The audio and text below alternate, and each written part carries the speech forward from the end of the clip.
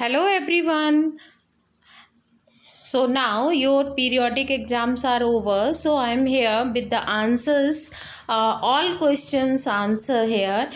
Whatever asked in periodic first English. Okay. First is your name, class, section.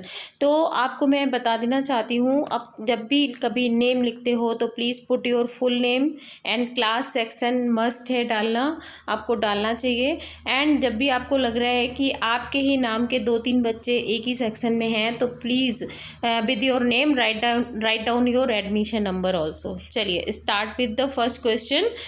Fill in the blank with correct pronoun and name it। I stopped them to touch the bag because it was mine. Possessive pronoun आएगा यहाँ पर, ये mine आपको बताया था। Possessive adjective माई होता है, mine आपका पजेसिव प्रनाउन होता है। माइन हमेशा अकेले आता है, कभी माइन के बाद कोई नाउन नहीं आता है, ठीक है। और माई कभी भी अकेले नहीं आएगा, माई के बाद आपको बैग लगाना पड़ेगा, right.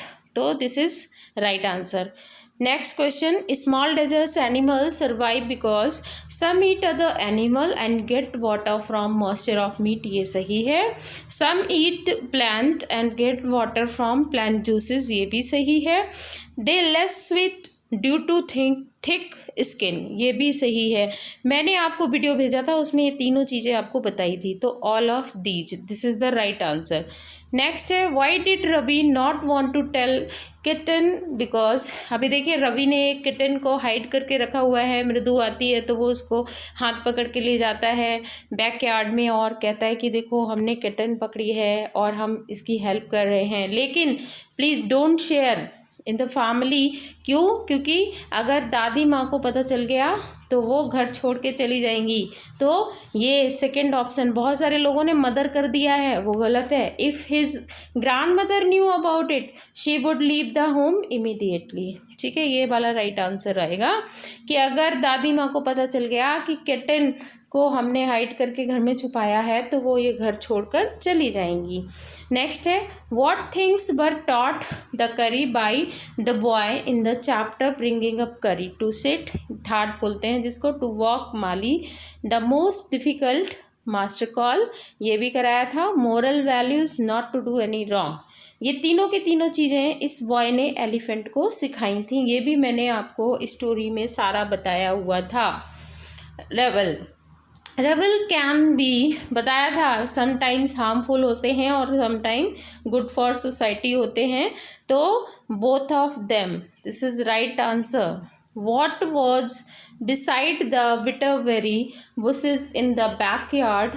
What was it doing at the moment when Ravi brought Mridu there? अभी पूछा जा रहा है कि जब रवि मृदु को खींच कर ले जाता है बैकयार्ड में तो वहाँ पर क्या था और वो उस टाइम पर क्या कर रहा था। बहुत सारे बच्चों ने कर दिया है, there was a cat playing with Lali, ये गलत है। बताया था ना कि वहाँ पर एक किटन को हाइड करके रखा था जो कि मिल्क पी रहा था। एक वो जो कोकोनट वाला शेल होता है हाफ वाला, उसमें मिल्क था, उसी को पी रहा था। तो there was a kitten drinking milk that was kept inside a half shell of coconut. तो this is the right answer. Next है, everyone was only talking about the hilsa fish because.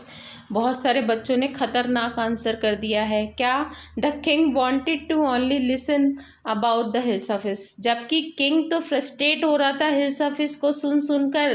That's why उसने गोपाल को challenge किया था कि आप hilsa fish लेके आओ लेकिन कोई इसके बारे में बात भी ना करे। तो अभी देखते हैं ऑप्शन देखते हैं कि हर कोई हिल्सा फिश के बारे में बात क्यों कर रहा था। Because it was a season of hilsa fish, ये हिल्सा फिश का सीजन चल रहा था इसलिए।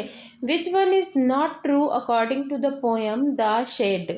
अभी बच्चों ने क्या आंसर कर दिया कि the poet did not want to visit inside the shade one day. बेटा ये पोएम शुरू होती है तो फर्स्ट लाइन में ही पोएट कहता है कि मैं एक ना एक दिन ज़रूर इसको इनसाइड द शेड में अंदर जाके ज़रूर देखूँगा, ठीक है। तो ये तो बिल्कुल गलत है, जो ट्रू नहीं है वो उस पर टिक करना था।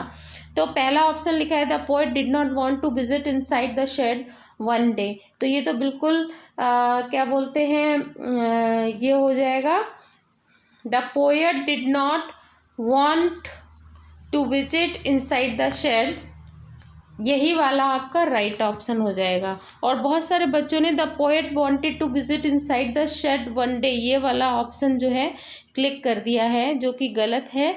यही वाला सही होगा, क्योंकि पोएट स्टार्टिंग में बोलता है कि मैं इस शेड को विजिट करना चाहता हूँ, और ये बिल्कुल भी ट्रू नहीं है कि पोएट नहीं करना चाहता है, तो फर्स्ट ऑप्शन सही नहीं है। ठीक है, कुछ बच्चों ने सेकंड ऑप्शन कर दिया है। नेक्स्ट है fill in the blank with correct pronoun and name it. देख लीजिए क्या होगा। Bought her dress from store. अब देखिए बॉट यानी कि खरीदा, तो इसके पहले तो सब्जेक्ट आएगा, किसने खरीदा, हर ड्रेस फ्रॉम स्टोर। अब देखिए इसमें देखते हैं शी बॉट, बिल्कुल सही आ गया, ये फिट है। और शी पर्सनल प्रोनाउन है, और दिस स्टोर तो डेमोन्स्ट्रेटिव एडजेक्टिव हो जाएगा, तो ये फर्स्ट वन इज ओके। ठीक है, नेक्स्ट है fill in the blank with correct pronoun और एडजेक्टिव। आपको डिसाइड करना है कि यहाँ पर प्रोनाउन आएगा कि एडजेक्टिव आएगा। अभी देखिए वॉज क्लास, तो दैट, आपको ये जितने भी ऑप्शन दिए होते हैं ना, इसको आपको अप्लाई करके देखना पड़ता है कि कौन सा वाला फिट आ रहा है।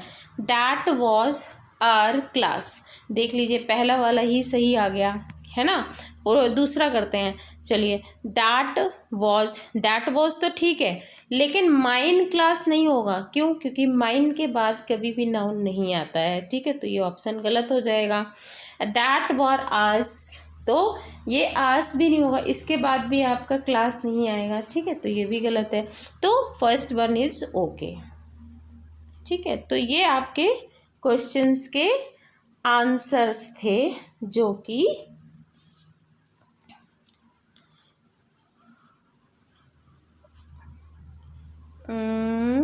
यहाँ पर आप, मैं देखती हूँ, वेट, हाँ, I submitted. तो finally I attended this question paper. I hope आपको सारे आंसर्स क्लियर हो गए होंगे। Okay, and one thing more बेटा, डोंट थिंक अबाउट कि यू डिड रॉन्ग, है ना, कोई बात नहीं है। यू कमिटेड मिस्टेक ना, you are in learning stage, तो you have right to commit mistake, लेकिन अपनी गलती से क्या करना है, सीखना भी है। ओके, मतलब राइट का मतलब ये नहीं हो गया आपको राइट हो गया कि अब आप हमेशा गलती करते रहोगे, आपको अपनी मिस्टेक को ठीक करना है। That's why I explained here all answers. Okay, thank you everyone.